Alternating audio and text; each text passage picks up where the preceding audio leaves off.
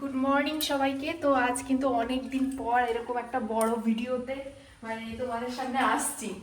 কখনো সময় হয়েই ওঠে না আমাদের, কোনো না কোনো কাজ নিয়ে ব্যস্ত থাকি, যার জন্য আর বড় ভিডিও করার একদমই সময় হয় না। আর আজকে হচ্ছে মনসা পুজো, আর যার জন্য আজকে একবেলা হচ্ছে আমরা পান্তা ভাত খাবো, রান্না করা হবে না। আর পান্তা ভাত দিয়ে খাওয়ার জন্য এই দেখো ডাল বেটে নিয়েছি, আর আলু ভাজা হবে। এই যে এখানে আলু সবকিছু কেটে কুটে রাখা হয়েছে। বড় বড় আলু কেন এগুলো? ওগুলো এই পরে তরকারি করা হবে, সয়াবিনের তরকারি, নিরামিষ, তাই ওটা কেটে রাখা আছে, একসাথেই কেটে গুছিয়ে রাখা হয়েছে। এই এখন আমি ডালটা বেটে নিয়েছি, এখন আমি স্নান করব, আগে ঘর মুছবো, স্নান করবো, তারপর ঘরের পুজো দেবো, তারপরে মনসাতলায় যাবো পুজো দিতে। তারপর বাড়ি এসে পান্তা ভাত খাবো ডালের বড়া দিয়ে আর আলু ভাজা দিয়ে। শুনেই কেমন জিভে আমার জল চলে আসছে। কিন্তু আমি কিন্তু কি জানি জানো, আমি কিন্তু জানি আজকের দিনে কিন্তু উনুন ধরাতে নেই। ওই তো মাটির উনুন ধরাতে নেই, এবার আমাদের তো গ্যাস না। মাটির উনুন ধরাতে নেই কিন্তু গ্যাস জ্বালানো যায়, এটা আবার কি ধরনের? হ্যাঁ তাই মা বলছে নাকি? কি জানি, কিছু করার নেই, নিয়ম হলেও সবকিছু তো মেনে এখনকার দিনে কারোর ওই বাসি জিনিসটা সহ্য হয় না। আমারই যেমন সহ্য হচ্ছে না, কদিন ধরে খাবার পেটে ভাত হজম হচ্ছে না, যার জন্য বাসি জিনিস খেলে আরো সমস্যা হবে। তাই ওই গ্যাসে ওই ক্ষমা ঘেন্না করে হয়ে যাচ্ছে। যাক, তোমরা আজকের ব্লগটা কিন্তু একটু এনজয় করো। অনেকদিন পরে ব্লগ দিচ্ছি আমরা।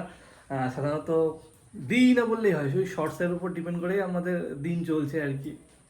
তো দেখতে থাকো আমাদের ভিডিও, একদমই ভিডিওটা স্কিপ করো না। আর ভিডিও যদি ভালো লেগে থাকে অবশ্যই কিন্তু ভিডিওটা লাইক করো। আর কোন কোন জায়গাগুলো বেশ আমাদেরকে একটু বেশি ভালো লাগছে বা আমাদের কথাবার্তাগুলোকে একটু সুন্দর মনে হচ্ছে, সেগুলো একটু কমেন্টে জানিও।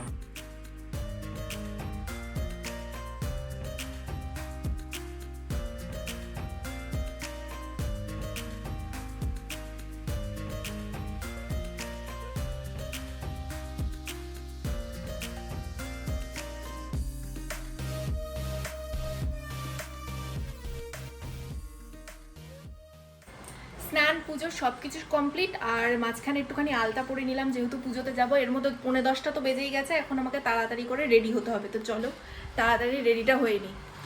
শাড়ি সব কিছুই গুছিয়ে রেখে দিয়েছি, শুধু এখন কোনো রকম একটুখানি পরবো, পরলেই হয়ে যায়। এই দেখো একদম রেডি হয়ে নিয়েছি। এই একটা লাল রঙের শাড়ি পরেছি, আর তেমন কিছু সাজিনি, কারণ এই পাড়ায় একদম এই পাশে, দুপা হাঁটলেই চলে যাওয়া যাবে। আর এই দেখো সুন্দর করে একটু আলতা পরে নিয়েছি। পুজো আশ্রের দিনে আলতা পরলে খুব সুন্দর লাগে, আমার তো আলতা পরতে খুব ভালো লাগে। তো যাই হোক, এই যে পুজোর সব কিছু গুছিয়ে নিয়েছে। এখানে ফল আছে, দুধ আছে, কলা আছে, চাল আছে, সব কিছু আছে। কিন্তু আমার একা একা যেতে কেমন লজ্জা লাগে, তাই তোমাদের দাদাকে বলেছি আমাকে একটুখানি এগিয়ে দিয়ে এসো, ব্যাস আসার সময় আমি চলে আসতে পারবো। আর এই যে এখন ঘড়ির কাঁটাতে 10টাও বেজে গেছে, আর পাশের বাড়ি জেঠিমাও বলেছিল যে 10টার সময় ব্রাহ্মণ আসছে, আর আমি পুরো 10টার মধ্যে রেডি হয়ে গেছি। এবার শুধু আমার যাওয়ার অপেক্ষা। তো দেখি ও পড়াচ্ছে পাশের ঘরে, ওর হয়েছে নাকি পড়ানো, হলে আমাকে একটুখানি দিয়ে আসতে বলবো, ব্যাস তারপরে পুজোটা দিয়ে নেব, দিয়ে বাড়ি এসে পান্তা ভাত খাবো। দেখো ইতিমধ্যে অনেক কিছু পরিবর্তন হয়ে গেছে, আমাকে দেখে হয়তো বুঝতেই পারছো। তোমাদের দাদা পড়িয়ে বাড়ি এসেছে, আর ও একটু খুঁতখুঁতে টাইপের। তো এসে আমার শাড়িটা একদমই ওর পছন্দ হয়নি, তারপরে আবার আমাকে দেখো শাড়িটা চেঞ্জ করতে হয়েছে এই মহারাজের জন্য।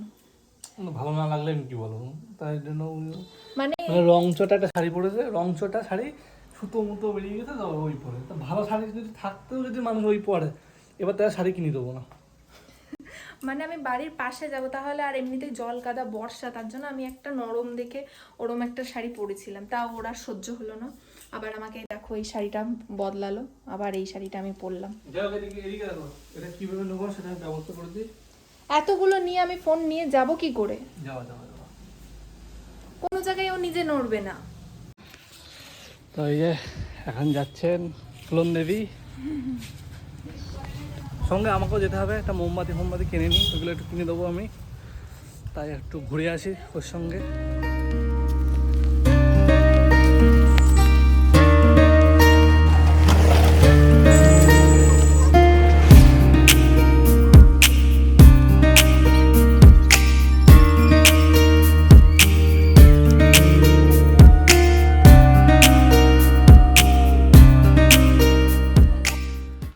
তো সঞ্চিতাকে মন্দিরে পৌঁছে দিয়েছে, আমি এখন বাড়ি এসেছি। ওখানে কি থাকবো, পুজোর মধ্যে সবাই ওখানে মহিলারা রয়েছে, মেয়েরা রয়েছে, এখানে থাকিনি, তাই বাড়ি চলে এসেছি। আর খিদেও পেয়েছে প্রচণ্ড। তা এখন আমি একটু খাওয়া দাওয়া করে নিই, কারণ ও পুজো না হলে তো শেষ না করে তো খেতে পারবে না। তো আমার খুব খিদে পেয়েছে, বেকায়দা খিদে পেয়েছে। আমি খাওয়াটা শেষ করবো, আর ও বাড়ি আসলে তারপর দেখো তোমাদেরকে কী কী শেয়ার করে সেটা তোমাদের সঙ্গে শেয়ার করবো। হ্যাঁ, আমি খেতে বসে যাই।